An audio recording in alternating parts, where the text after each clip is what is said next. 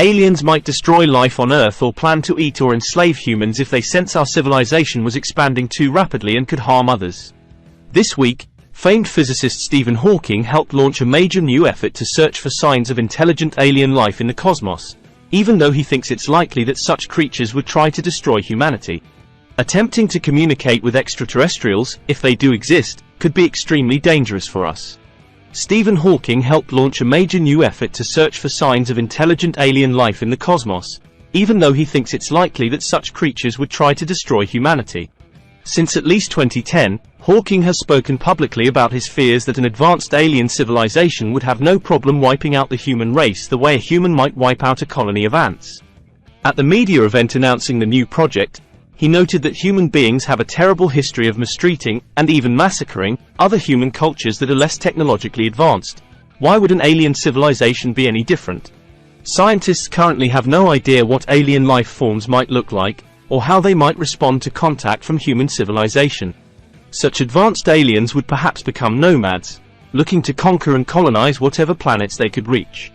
If so, it makes sense for them to exploit each new planet for material to build more spaceships so they could move on. While Sir Stephen Hawking warned that alien life might try to conquer or colonize Earth. Considering the age of the universe, we probably wouldn't be their first extraterrestrial encounter, either.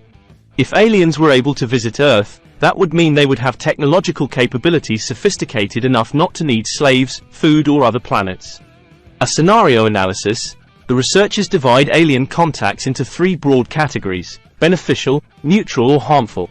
Beneficial encounters ranged from the mere detection of aliens, for example through the interception of alien broadcasts, to contact with cooperative organisms that help us advance our knowledge and solve global problems such as hunger, poverty and disease. Other kinds of close encounter may be less rewarding and leave much of human society feeling indifferent towards alien life. The extraterrestrials may be too different from us to communicate with usefully. They might invite humanity to join the Galactic Club, only for the entry requirements to be too bureaucratic and tedious for humans to bother with.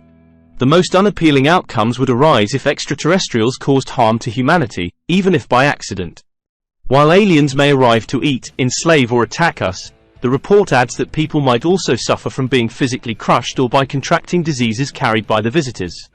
In especially unfortunate incidents, humanity could be wiped out when a more advanced civilization accidentally unleashes an unfriendly artificial intelligence, or performs a catastrophic physics experiment that renders a portion of the galaxy uninhabitable.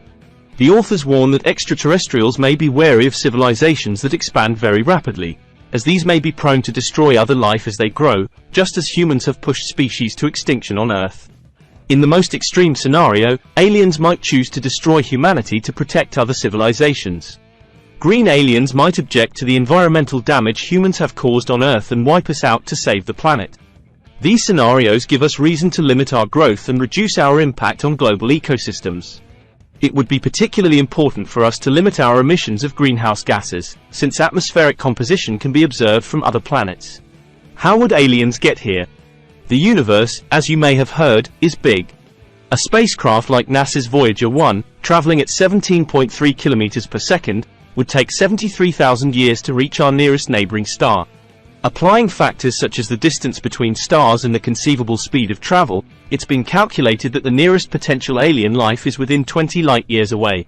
Mind you, our alien pals may have advanced transportation methods to get here sooner, maybe making use of wormholes or warping space-time.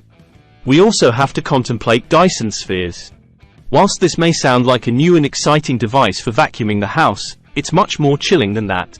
Distinguished Russian astronomer Nikolai Kardashev devised a three-tier system to describe how technologically advanced an alien civilization may be.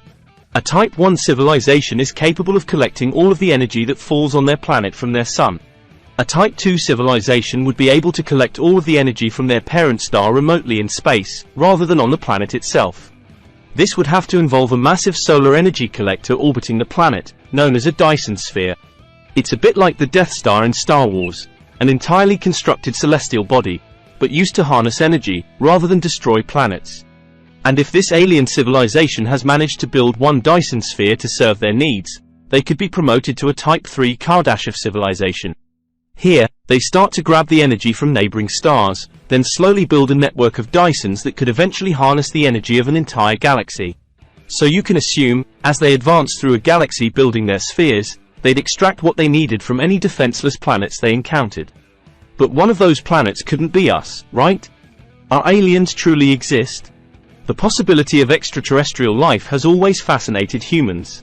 People have speculated about alien life on Mars and other nearby planets ever since we realized they were different from the other points of light in the night sky.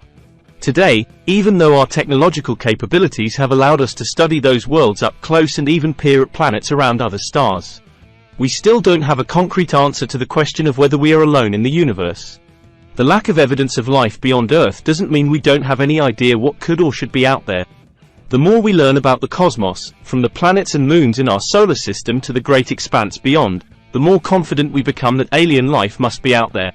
Lots of people believe in aliens, although this belief tends to be based on movies and UFO claims. But science provides insights for the likelihood that we're not alone in the universe, and can answer some of the biggest questions people might have about what kind of life is most likely to actually be out there. Where might aliens exist? It's possible that there is alien life within our solar system.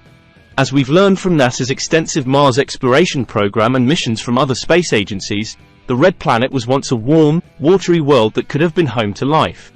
Although we haven't found signs of it yet, it's still possible that microscopic life could still exist there.